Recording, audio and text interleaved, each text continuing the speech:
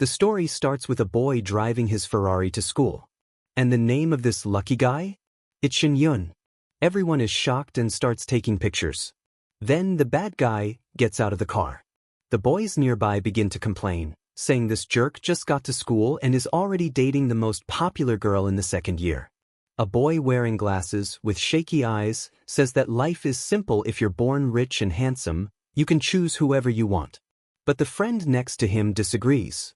He says Shin-yun isn't just choosing one girl, he's choosing all of them. Even the girls in the first year aren't being left out. Shin-yun is walking next to his date, and let's just say, she walks confidently, holding her chest high. The girls watching them are jealous, wondering if they should try to get his attention again. One of the girls, putting on lipstick, tells her friend not to give up. She says you have to create your own chances. Meanwhile, the king himself is just enjoying the moment. But this rich and fancy life didn't last long. Right after he graduated from high school and started university, the fun ended. That's because his family, which owned 3 travel agencies, went bankrupt. And not only that, they were left with millions in debt. When he arrives at his dorm, he calls his friends to play League of Legends. But they tell him to go away, saying it's no fun if he's not the one paying for everything. Right in front of him, he realizes something painful. His so-called friends left him the second he lost his money. The worst part? His parents and sister now live in a tiny apartment, and he has to stay in a university dorm. In this moment, all the freedom he once enjoyed is gone. He thinks everything is over, until something else happens. He walks up to a girl leaning on the wall. This is his current girlfriend, ᴄᴏᴘᴘύʀɪԼ. Right away, she gives him the bad news. Their relationship is over. She just tells him that she hopes he'll find someone who understands him better in the future. Shin-yun is shocked. He says they've been together for 3 years. How can she just break up like this? Doesn't she have a heart? But ᴄᴏᴘᴘύ doesn't feel bad at all. She says their relationship was never based on true love.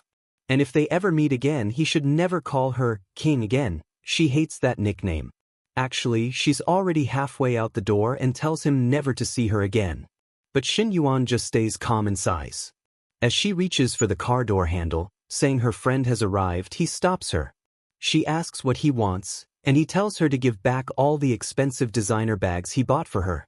That makes her really angry. She says that after 3 years of dating, the least she deserves is to keep all the stuff he gave her.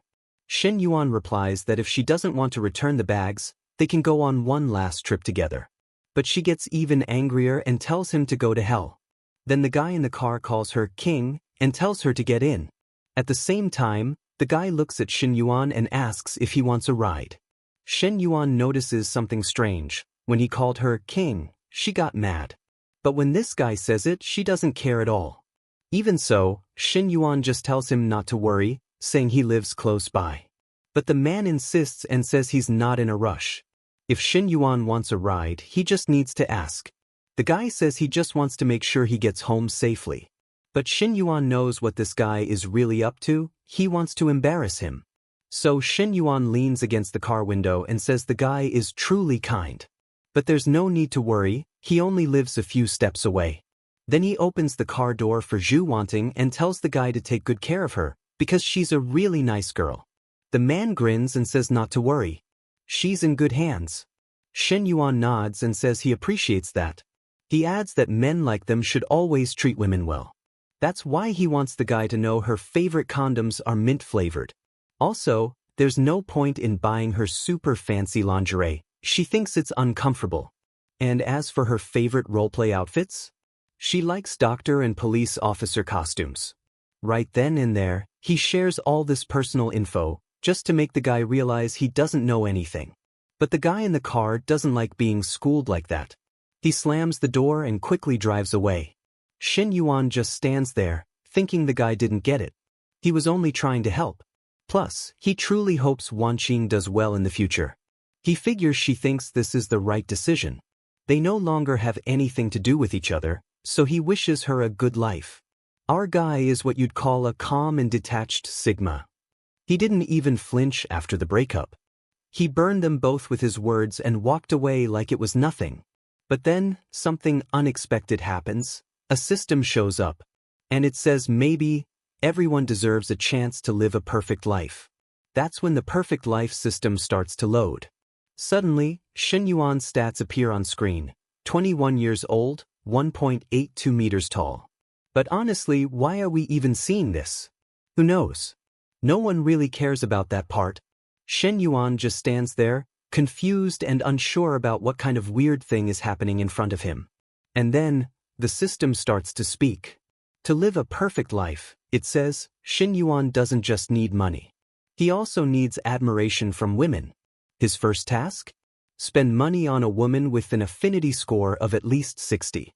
By doing this, he'll earn more admiration, and any money he spends on her will be returned 3 times over. If her affinity increases during that time, then he'll earn 6 times the amount he spent. At least the math part is simple.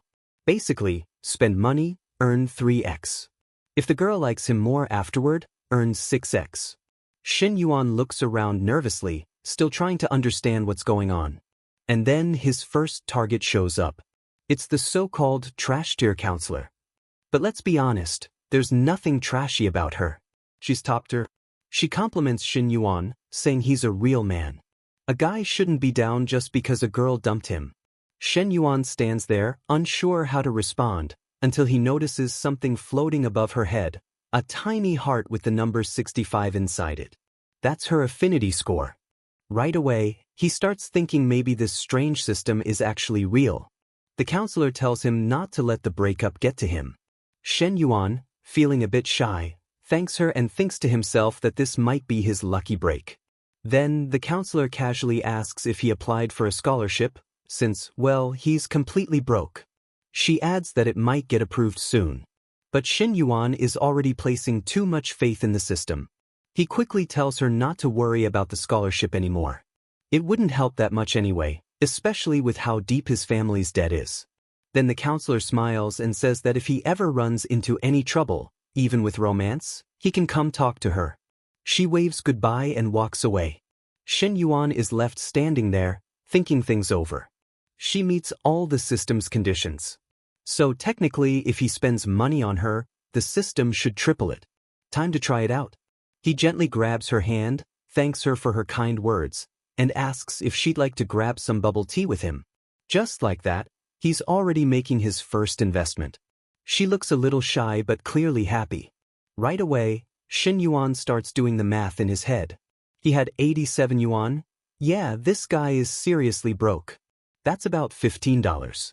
But if the money triples, he should end up with 99. And just like that, it happens. That's when he starts thinking, if he just kept spending on her over and over again, the money would keep multiplying. This might be the break he needs to pay off his family's massive debt and finally crawl out of this miserable life. It's time for him to become his old self again, or maybe someone even better. But there's a catch. Tripling 99 isn't going to solve anything big. So his first real goal is to get a large chunk of money and find the right person to spend it on. And this guy? He doesn't waste time. He goes straight to loan sharks, takes out bank loans, and somehow manages to scrape together 49,000 yuan. It's incredibly risky. He might end up dead or with his credit destroyed forever. But it's all or nothing now. His only concern is how to give a gift to his teacher without raising suspicion. She knows he's broke, so there's a chance she'll refuse anything too expensive. After an hour, he shows up at her door with a Prada bag that cost nearly everything he borrowed. His plan is to lie, tell her it's a cheap knockoff so she'll accept it without overthinking. But the funniest part? He's standing at her door, knocking, and he doesn't even know if she's married. When the door opens, she's there, and you can tell from the look of her that she probably puts love into her cooking. She's surprised, wondering what in the world this kid is doing at her house. Shen Yuan jumps into his speech, saying she's always supported him since he started school, and he's finally realized how much that support means. He wanted to bring her a small token of appreciation. Lai Xiao immediately notices the bag looks expensive and refuses to accept it. She says that as a teacher, it's her duty to help students. There's no need for gifts like this. But Shen Yuan, smooth as ever, reassures her. He says it's nothing fancy, just a fake bag, only cost him 200 yuan. He insists it's simply a thank you gift. She hesitates, clearly feeling a bit guilty. It would be rude to reject something so small, right? So she agrees to take it but says that when his birthday comes, she'll give him something in return. Suddenly, smoke starts coming from the kitchen and she runs off to deal with it. And this guy? He doesn't waste the opportunity, he walks right in. Technically, he was invited now, right? As long as she doesn't have a boyfriend and he doesn't end up dead, he figures it's all good. More importantly, it's time to cash in on that system bonus. The spending is marked as successful, and boom, his money jumps up to 120,000. After paying off the loan shark so he doesn't end up tied up in Rio, he'll still have around 80,000 left. It's not like Shin Yuan, a former millionaire, isn't used to having money, but the feeling of being back on top after hitting rock bottom is different. As he's processing everything, Lai Xiao calls him out, asking why he's just standing there staring at his phone. She tells him to sit down already, but Shen Yuan has one pressing question on his mind. Where's her boyfriend? To his surprise, she casually says she doesn't have one. This sends Shin Yuan into action. He moves in to help her take off her apron, but it's all tangled up and he's struggling to get it off. Just as things are getting awkward, another queen bursts into the house, asking what Shin Yuan thinks he's doing. This one? Lai Zhao's sister, Lai Meng. The scene she walks into?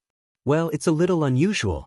While Lai Xiao invites her to come eat, Shin Yuan quickly claims he's not doing anything, trying to avoid the situation. But Lai Meng isn't buying it. She hugs her sister, introduces herself, and immediately makes it clear that she doesn't feel comfortable with Shin Yuan in the house. Feeling the tension, Shin Yuan decides to leave. He's suddenly not hungry anymore. Lai Xiao finds it strange since he was just about to sit down, but her sister tells her to stay away from him, calling him weird. Lai Xiao tries to defend him, insisting he's just a student, but her sister is convinced he's up to something suspicious. On the streets, Shin Yuan's mind is on something else, figuring out who to invest his money in next. He can't keep spending on Lai Xiao without a real relationship between them. Just as he's lost in thought, someone bumps into him. Looking over, he sees his friend Huang Hebao, whose hand is shaking. Shen Yuan asks what's wrong, and Hebao explains that his goddess, Fang Minhui, went to the movies with a guy named Xiangping. Shen Yuan is confused. He knows for sure that Hebao has never been involved with Minhui. After all, she's the goddess of a certain class, and someone like Hebao would never be with her. Hebao urges Shen Yuan to understand the pain of losing a goddess like that. But as they stand there, something catches Shin Yuan's eye. The artist of this story is a genius because, suddenly, two baddies show up, the blonde and the dark-haired one. And there she is, Minhui, the so-called goddess. Turns out, Hebao was right. She's already back, and she did indeed move to a hotel with Xiangping. Shen Yuan, however, realizes his friend is destroying his own dignity, so he'll never have a chance with Minhui. But then something surprising happens. Above Minhui's head, there's a 72. That's her affinity score. As she stands there with her toned abs, her friend casually mentions that Shin Yuan just got dumped. As soon as Minhui hears this, she remembers. It turns out she used to simp for Shin Yuan. Minhui used to go out of her way to buy him drinks, juice, and all sorts of things, just to try to get closer to him. It's clear that back in the day she was really into him. And man, the artist who's behind this scene? A legend. A master at capturing angles. But Minhui's friend? She has no love for Shin Yuan. She thinks he was bad when he was rich and arrogant, and now that he's poor and arrogant, he's somehow even worse. Shin Yuan, however, isn't bothered. He watches as the little hearts above Minhui's head start to drop, signaling a decline in her affinity score. He knows he needs someone to spend money on, and Minhui seems like a good candidate. So, he turns to his friend and asks if he'd be sad if he and Minhui started dating. His friend laughs it off, saying there's no way, Shin Yuan isn't the rich guy he used to be, driving around in his BMW 4 Series. But as long as Minhui isn't with Xiangping, he's happy for her. Hearing that, Shin Yuan seizes the opportunity. He dashes toward Minhui and calls her, Comrade Minhui, clearly trying to get her attention. She's tall, and before he can even say much more, her friend steps in, ready to protect her like it's some kind of football game. She demands to know what Shin Yuan is doing there. Shin Yuan, unfazed, goes straight to the point. He asks Manhwa if she's free tomorrow to grab some sushi with him. Manhwa, completely confused and blushing, wonders why he's suddenly asking her out. Her friend already knows what's up. He's inviting her to Xing Sushi, a place where the bill never drops below 1,000 yuan. Shen Yuan, being the smooth operator he is, quickly adds that he actually wants her help picking out a gift for his little sister. He trusts her good taste since she's always given him nice presents. This genius move gets him one step closer to what he wants. He simply walks off saying, "See you tomorrow." Manhwa, still unsure since she just went to the movies with Zhang Peng, starts to hesitate. But her friend, who was originally skeptical of Shen Yuan, now completely flips. She tells Manhwa she can't refuse an invite to Xing Sushi, it's free sushi, after all. And while she admits that Shen Yuan might be a little arrogant, at least he's hot, unlike Zhang Peng, who may have family money but is, in her words, ugly as hell. So, with that, she encourages Manhwa to go for it. Fast forward to the restaurant. The fancy dishes are being served, and of course, the artist times the shot perfectly, right when Manhwa is about to sit down. The moment is drawn out, and it feels like the entire scene hinges on this tiny, awkward pause. Meanwhile, Manhwa learns that Shen Yuan's family is struggling financially. She tells him he shouldn't be spending money on her when he has his own problems to deal with. As she's about to sit down, or maybe she already is, the artist is relentless in creating that uncomfortable pause. Shen Yuan, however, starts feeling a little awkward himself. He realizes it's been only 2 months since Manhwa last gave him a gift, and now here he is, spending money on her. The entire situation feels different now. There's an underlying tension, both from his financial struggles and from the past they share. Manhwa asks why he suddenly invited her to dinner and what this is about buying a present for his sister. He responds that he's always wanted to invite her out but never found the right time. The hearts above her head begin to drop. Realizing that wasn't the answer she wanted, he quickly adds that he remembers how she always bought things for him and loved chatting with him late at night. As soon as she hears this, the hearts start rising again. The system's influence is undeniable. Shen Yuan stays calm as 40 minutes pass, and he's already paying the bill. Despite a discount, the meal costs 2,700 yuan. Manhwa is stunned at how much he's spending. When she went out with Xiangping, the rich guy, he was miserably cheap, but here's Shen Yuan, spending everything. Her affinity with him started at 72 and has now risen to 76, earning him a bonus reward. From this meal alone, he's set to make over 10,000 yuan, which seems unreal. As they head to the mall, Manhwa's feelings for him grow stronger. She grabs his hand, excited to go shopping. Then, just like the $90 billion story, they bump into his ex, Wanting, who's with another guy. Wanting is furious to see Shen Yuan already with someone new. The old man she's with is also pissed, especially since he spent a fortune just to get Wanting to even acknowledge him, and now this broke guy is with another girl the very next day. Shen Yuan, still calm, invites Manhwa to help him pick out gifts, but just then, the old man calls out to him, pretending it's a coincidence they're both there, and suggests they take a walk together. Wanting is furious, demanding to know what Shen Yuan is doing with this girl. Shen Yuan nonchalantly tells her he's here to buy gifts for his sister. The old man tries to humiliate him by mentioning that the mall doesn't offer any discounts. Wanting then walks up to Manhwa, warning her not to be fooled by this guy. Shen Yuan steps in, asking what exactly she means by that. She ignores him, and the old man sneers, claiming Shen Yuan is embarrassing himself by pretending to have money when his family is bankrupt. Shen Yuan is starting to get frustrated, wishing these two would just leave him alone. But then the system speaks up, reminding him that someone living a perfect life shouldn't be humiliated. He needs to spend money to increase his affinity with those who like him and decrease the affinity of those who hate him. For every 5 hatred points generated, his money will double. Shen Yuan had initially planned to stay above it all and not make a scene, but the system pushes him to act. So, he tells Manhwa, "It's time for us to go." As they walk through the mall, it becomes clear that Shen Yuan is known here, with women whispering about the former rich boy. Manhwa seems hesitant, since everyone knows he's broke and won't be buying anything. But then, a saleswoman rushes over, eager to serve him. Meanwhile, Manhwa hints to the old man to buy her a handbag. The saleswoman assigned to Shin Yuan is furious. She's used to serving rich customers and leaves the poor ones to others. Manhwa is already at the cash register, clearly expecting the cuckold to pay for everything. Meanwhile, she helps Shin Yuan pick out a handbag that represents his sister's youthful energy. The saleswoman beside them doesn't show much enthusiasm, just noting that the bag is quite expensive. It's over $50,000.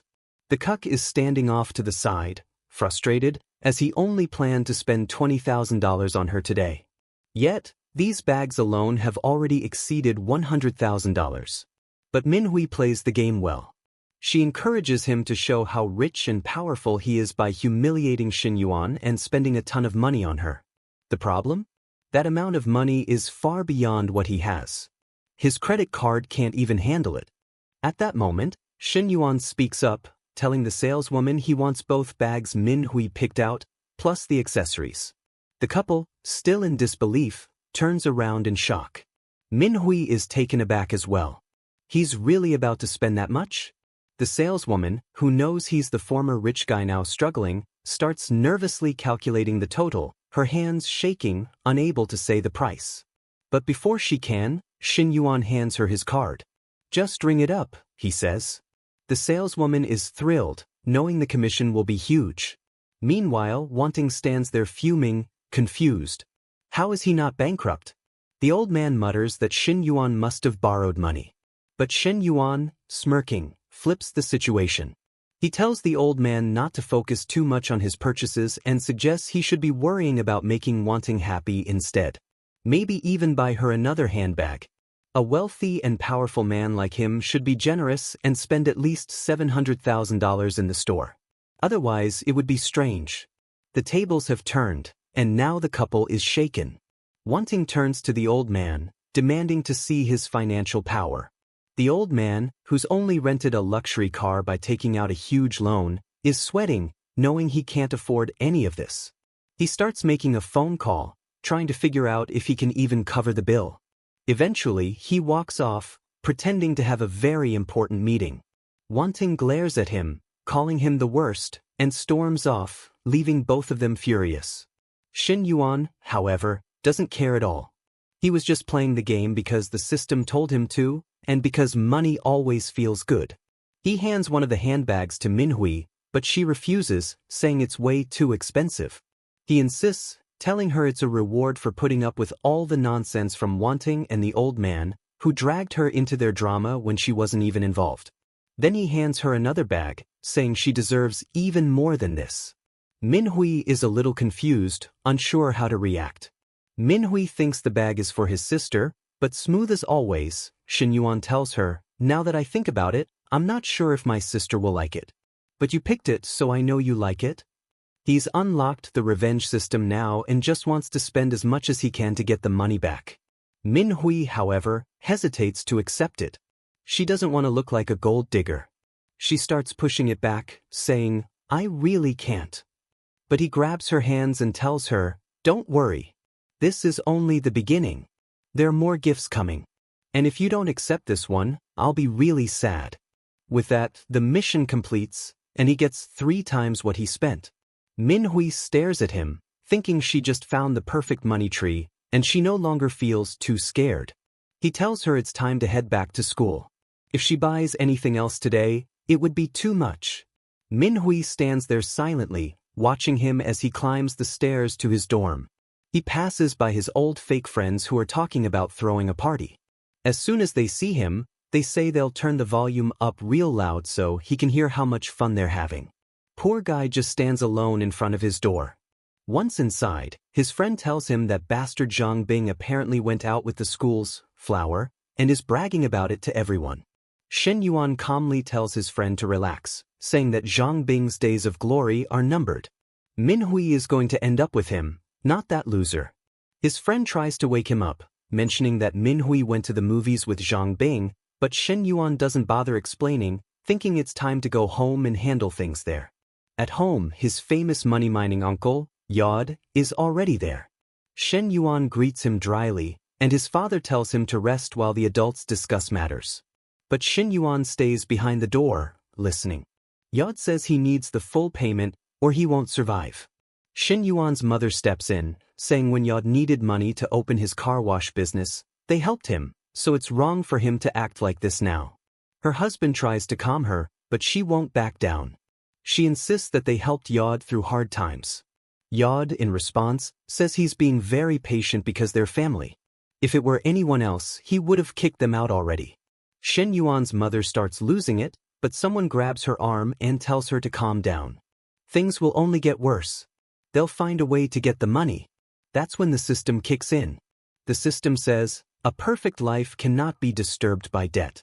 All the money spent paying off his father's debts will be doubled, and he'll even get a bonus of 1 million to spend on a car. This is perfect for Shin Yuan, as he was already planning to use his earnings for this. Meanwhile, his mother is holding on to some jewelry, family heirlooms passed down through generations, as it's the only way to pay the debt. What Manhwa doesn't know, though, is that Shin Yuan had already sold some of those jewels a while ago just to buy presents for his girlfriends. At that moment, he opens his door and reassures them, saying there's no need to worry because he has the money. Neither of them believes him and tells him to stop joking. This situation is too serious for him to be messing around. But our boy stays calm and tells them he's not joking. He then tells his father to check his phone notifications. As soon as they do, they see that 200,000 has just dropped into his account. They demand to know where it came from, and with his usual smoothness, he replies, "A long time ago, I bought some cryptocurrency. I forgot about it, but recently, when I needed money, I checked and saw it had gone up in value." His mother, relieved, praises him, saying, "That's perfect. You saved the family." She then turns to the uncle and tells him, "With this money, the debt is paid." The uncle, wanting to say something, is immediately told to leave. He's kicked out of the house, lost and defeated.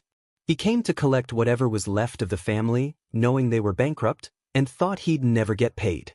But the real question now is, how did Shin Yuan manage to get so much money? Meanwhile, Shin Yuan completes his mission. The 200,000 turned into 400,000, and he also receives the 1 million that can only be spent on a car. The problem is, the only thing he paid off was the rent. There are still hundreds of millions in old company debts, and for now, this was the best way to help. He needed to keep multiplying his money to pay off the bigger debts. He asks if his parents need more money, but his mother says they're fine for now. The other bills aren't urgent and they can manage for a while. His father, however, isn't as calm. He asks for at least 50,000 as a loan.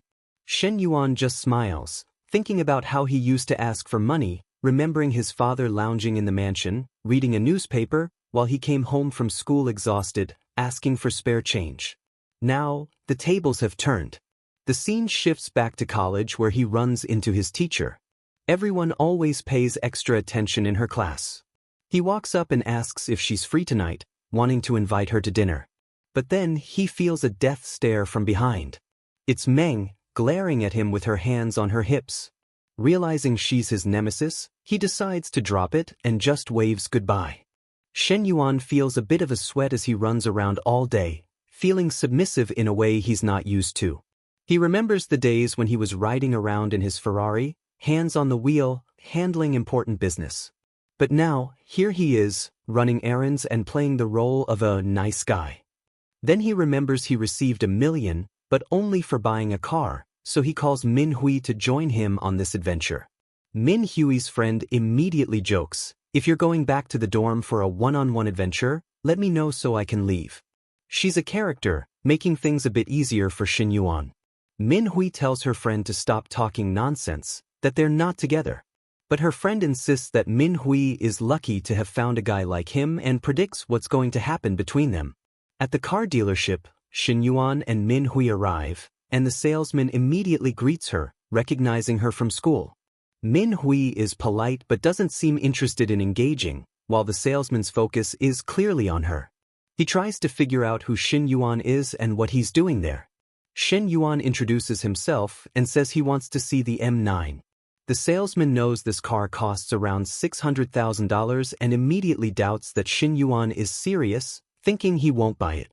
However, he decides to show him the car anyway, partly hoping that by spending time with Manhwa he might impress her with his success as an amazing salesman. Before the salesman can even get much further, Manhwa cuts him off, telling him she's not interested in talking and has other plans. But before he can respond, Shin Yuan, sensing an opportunity, asks to take the car for a test drive. The salesman is visibly irritated. He was too busy flirting and wasn't expecting this interruption. Shin Yuan, confident and unfazed, pushes forward, telling the reception desk he wants to speak to someone who knows how to sell cars. Out comes Shin Na, a top-tier salesperson at the dealership, who immediately catches Shin Yuan's attention. The original salesman watches helplessly as Shin Na steps in, convinced that Shin Yuan, being broke, is just showing off. But as Shin Yuan interacts with Shin Na, he's more focused on her beauty than the details of the car. Although Shin Na explains everything about the M9, Shin Yuan's mind isn't on the car anymore. He's only concerned with getting a car and driving it home. He casually says, "I don't care about the details. Just tell me you have one available right now, because I want to drive it home." Shin Yuan's smooth confidence continues to shine through as he handles the car situation with ease. The salesperson, Shin Na, is left stunned by how quickly he makes a decision to buy the car, leaving the original salesman in disbelief. Despite the short interaction, Shin Yuan's charm and the fact that he's not messing around with his money impress Shin Na, who agrees to speed up the process. When she mentions the 50,000 deposit, he reassures her with a casual, "Don't worry about it." As she walks down the hall to finalize everything, the clown salesman tries to figure out what happened, and Shin Na just casually states, "It was easy. He bought it." The other salesmen are shocked. They can't believe someone would buy a car so quickly with minimal discussion. Meanwhile, Manhwa's friend is skeptical, thinking Shin Yuan is a fraud who will disappear when it's time to pay. But Shin Na, confident in her judgment, disagrees. She tells them Shin Yuan plans to pay everything up front, which makes the original salesman regret not handling the situation better. Afterward, Shin Na thanks Shin Yuan, offering her number in case he needs a favor. Manhwa, ever the protective figure, quickly steps in, insisting that Shin Yuan doesn't need the number. She also makes it clear that they'll be taking a taxi back. Shin Na realizes she may have overstepped and made things awkward. Outside, as they walk through the streets, Shin Yuan offers to grab something to eat, but Manhwa is a little jealous and seems slightly annoyed. Shin Yuan, sensing this, reassures her that the interaction with Shin Na was purely business. Manhwa, realizing her own jealousy is a bit misplaced, tells herself she has no reason to feel that way since they aren't official. Still, she knows his lavish spending style is a magnet for attention, so she needs to lock him down. Shin Yuan, undeterred, continues to charm her. He insists on buying more presents for her, playing the psychological card that she can't wear the same bags every day. She finally agrees, and they head to the restaurant, where he asks her about hot or cold drinks. Manhwa, thinking he's asking about her period, quickly answers cold, but Shin Yuan, always playful, clarifies that he's been holding back for 2 months and is ready to be more direct. At the mall, Shin Yuan goes on a shopping spree, dropping bags, pendants, and necklaces worth a fortune. Manhwa, astonished at how much he's spent, starts to appreciate his generosity, even though she's also impressed by the speed at which he's accumulating wealth. By now, he's up to 2 million in his account, thanks to his earlier spending spree, and he's already strategizing to make even more money. Later that night, back at the dorm, things heat up. Shin Yuan, full of energy and swagger, walks in and announces that it's time for football and a touchdown. He's clearly ready for more, having just spent the day spoiling Manhwa. 30 minutes later, he's showered, feeling accomplished, while Manhwa seems to have no plans of letting up. She's ready for the second half, and he, still recovering from the first, is already begging for a break. But it's too late, she's ready to go again. Shin Yuan's smooth demeanor and overwhelming confidence keep him in the lead, no matter the situation.